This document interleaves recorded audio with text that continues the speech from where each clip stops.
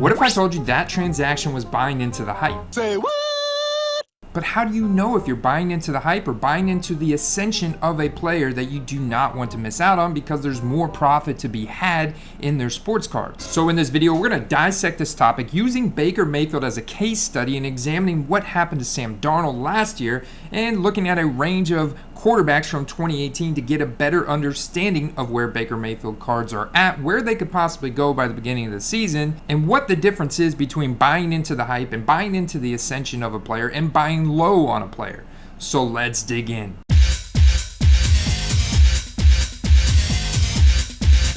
Alright, real quick, if you're new here, my name is Andy. Welcome to the Football Card Quest. If you want to learn all about buying, selling, investing, collecting football cards, and all other really fun sports card stuff, make sure you hit that subscribe button, that little bell notification icon, so you don't miss out on a single step.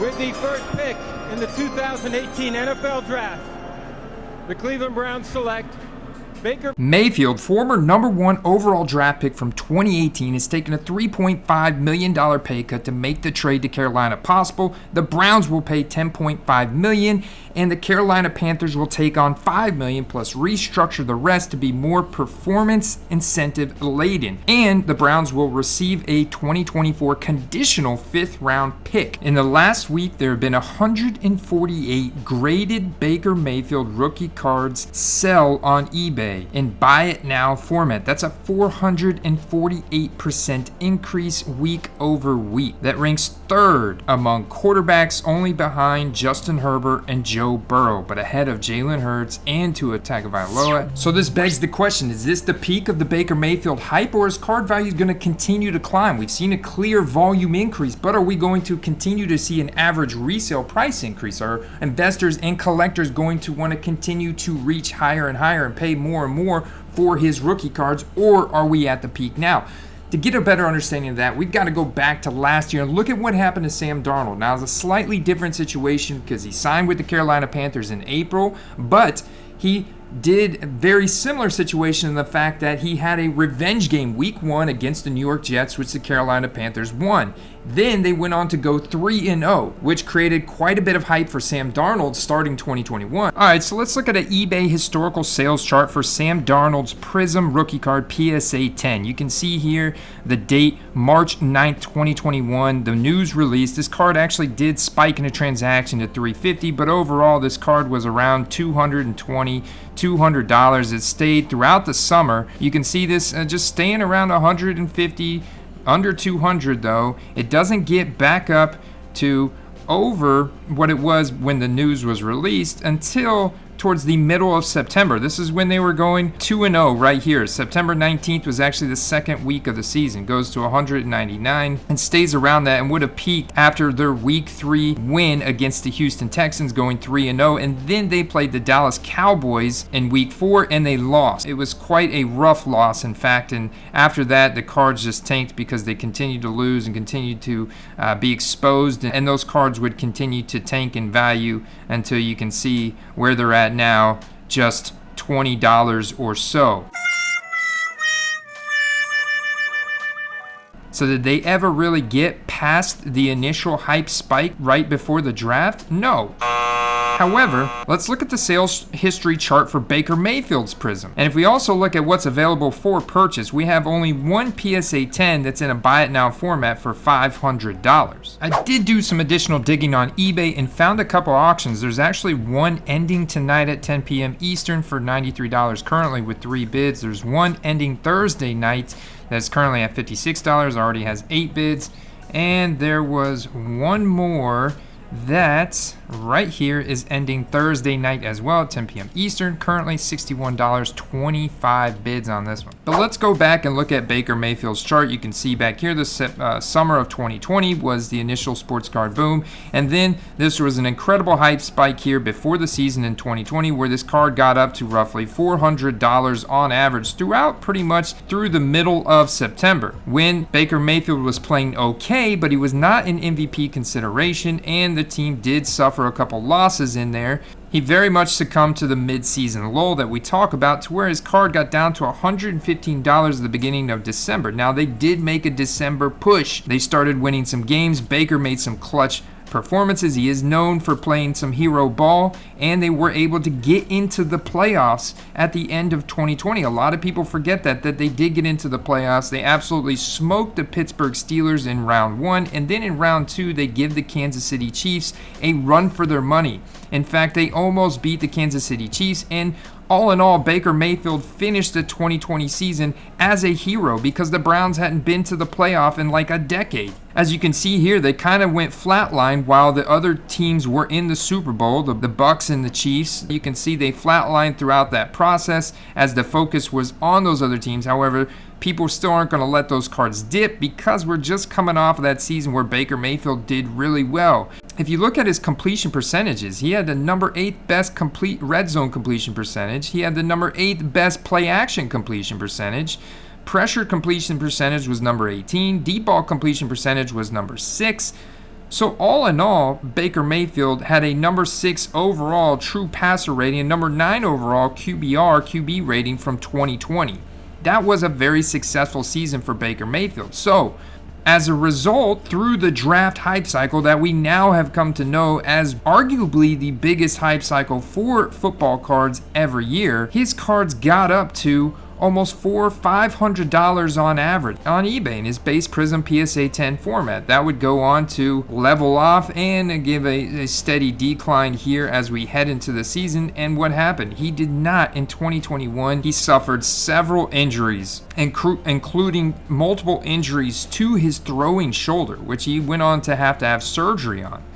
But he tried to play through those, and his performance significantly suffered as a result, and it was bad, to the point where the Browns did not even make the playoffs. And of course, there was ego involved, there was locker room drama involved. Baker Mayfield wears his heart on his sleeve, and he definitely created some drama in the locker room. The Browns traded Odell Beckham Jr. to the Rams. He wanted to get out of there. Jarvis Landry to the New Orleans Saints, and they ultimately get into a bidding war for Deshaun Watson, paying him a historic amount of guaranteed money this offseason, while still having Baker Mayfield on the roster. Then they also bring in backup Jacoby Brissett, who's shown to be serviceable. Here we have his Optic PSA 10, and if you look at the sales transaction, we see the same trend. You can see where this card got up to roughly $280. A little bit different cycle for this card, as the peak in the draft hype cycle, there was a couple spikes in there, but overall this card stayed around $250. Then the 2020 season was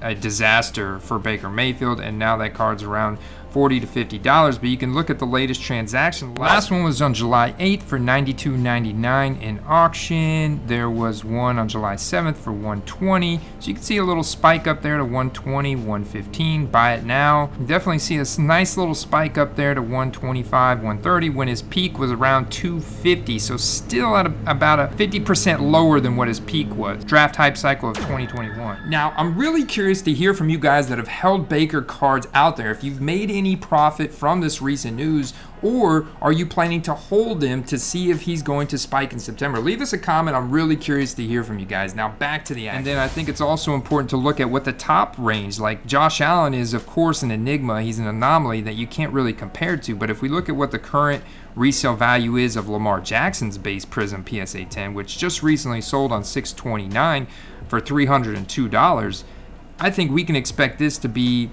more than the top end. I'm not saying that Baker's going to get to what Lamar's current values are, but if you look at what Lamar's peak was last year, 2020, around draft time, that's $1,000. In fact, if you were to go and look at Lamar's entire chart, especially after coming off that 2019 season, his peak was September of 2020 in the initial sports card boom, that first year where it was really hot. His cards were selling for about $3,000 for his base Prism PSA 10, way higher than Josh Allen. Now that card did get back up to around $1,000 in the draft hype cycle last year, but now that card is currently at $300, which is why a lot of people think Lamar Jackson's a great investment right now, and of course he is, because his mobility, his athletic ability is the best of the best. You know? One thing that's really interesting to note is that the Panthers fired their offensive coordinator last year, Joe Brady, and they brought in Ben McAdoo, former consultant for the Dallas Cowboys, previously the head coach of the New York Giants from 2016 and 2017, which is the last time that he has apparently called plays in the NFL. So if we go back and look at Eli Manning's stats from 2016 and 2017, which were some of the last years he played in the NFL. In fact,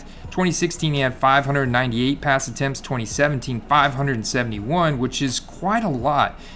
In fact, if we look at the 2017 metrics, that was number 3 most pass attempts in the league. 2016 with 598 was 7 most pass attempts in the league. Now, I do think Ben McAdoo's offense is going to be simplistic because of the fact he hasn't called plays in approximately 5 years now, and the Carolina Panthers invested significant draft capital in Ike Ekwonu, the beginning of the first round, arguably the best run blocking tackle drafted this past draft. So that's going to be good for Christian McCaffrey. You also get Christian McCaffrey back 100% health. So we can see some slight increases for Christian McCaffrey, as now he is arguably the bona fide 1.1 running back to select in your fantasy drafts with this new quarterback upgrade in Baker Mayfield and the simplistic style of offense. However, as we saw from Ben McAdoo's previous tenures with the New York Giants, they could throw the ball quite a bit, especially if they're forced into shootout scenarios, like against the Saints, against the Buccaneers.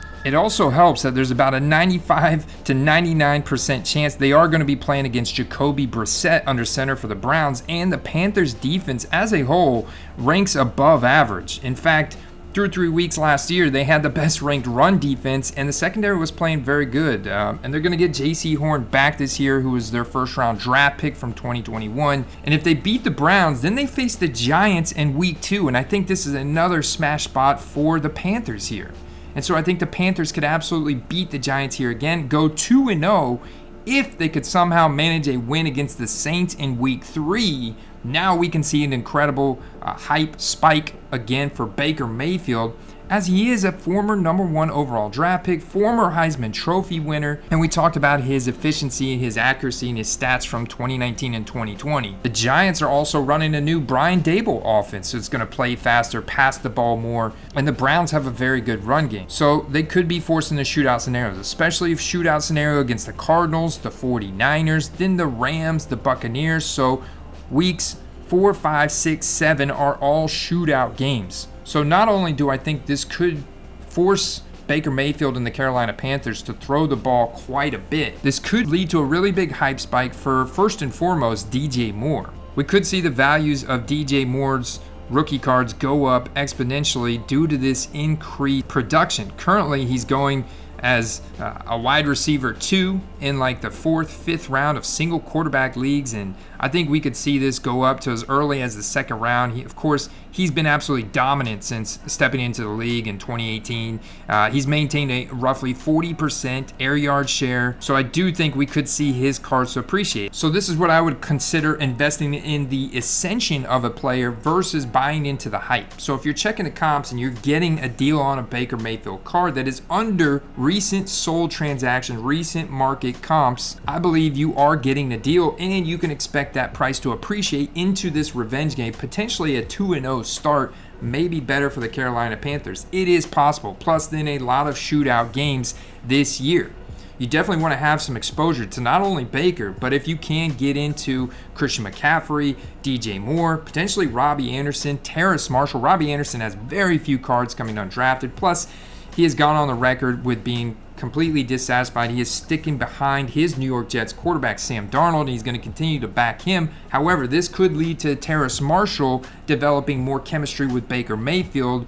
Being a second-year player, Terrace Marshall has a very solid athletic profile from LSU, being 100% healthy. If he's healthy, he could develop that wide receiver 2 chemistry with Baker Mayfield. This is going to also breathe some relevancy into Tommy Tremble, who's going to be on the field a lot in blocking formations as a tight end, but has some interesting receiving abilities, and he could go from an absolute nobody to actually somebody, people knowing his name. So all in all, that's the difference between buying into the hype. You're the person that paid $650 for that select premier, which was at the peak of what he was at last draft hype cycle. Then you were buying into the hype.